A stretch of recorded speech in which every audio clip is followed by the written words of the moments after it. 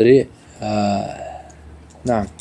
أبو سعيد الخدري هو سعد ابن مالك ابن سنان، سعد ابن مالك ابن سنان الخدري الخزرجي، صحابي رسول صلى الله عليه وآله وسلم. ابن عبدالبر رحمة الله علیه میگوید که 12 غزوه به اشتراک کردگی، 12 غزوه به همراه رسول صلی الله علیه وسلم اشتراک کردگی.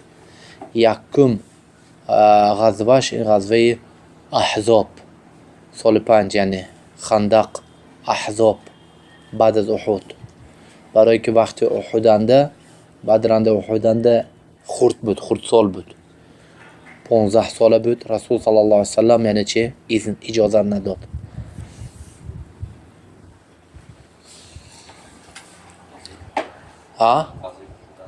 غزوه احدنده بدرنده اشتراک نکرد، 15 ساله بود یعنی احدنده.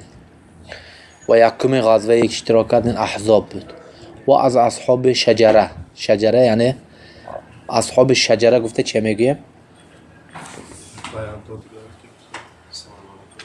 و علیکم السلام. هم پرتر گفت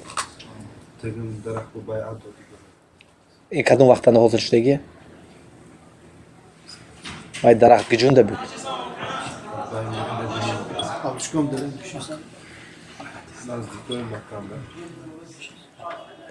چی میگفته می غزوه اینو میشه؟ حدیبیه. دویم یاد میبرورید نه حدیبیه. 4 طرف دیوال بنویستمونتون حدیبیه گفته. حدیبیه یعنی چی؟ از اصحاب رسول صلی الله علیه وسلم چی میگفته؟ میگفت یعنی من بایع تحت الشجره يدخل لا يدخل النار، یعنی هم صحابه هایی که تحت درختند بیعت دادن علیه الصلاة و السلام به چی؟ دوزخ به ویها جهنم به چی؟ لا يدخلون، نمیدرایند. این بشرا یعنی این بشارت عظیم. عددشون 1400 نفر بودن. از اینها که بود ابو سعید الخدری. و ابو سعید یعنی چه بگفتم برای این واقعی میگوید که و هو افقه احداث الصحابه، یعنی بین جوانهای صحابه ها به افقه فقیه ترین صحابی حساب میشد. و هو احد المکثرین. مکثرین گفته که های میگیم همینایی که از 1000 زاید حدیث روایت کردگی از رسول الله صلی الله علیه وسلم و هایی که میگفتیم یعنی مکثرین میگیم. یکی از اینها که بود ابو سعید الخدری رضی الله تعالی و ارضاه. و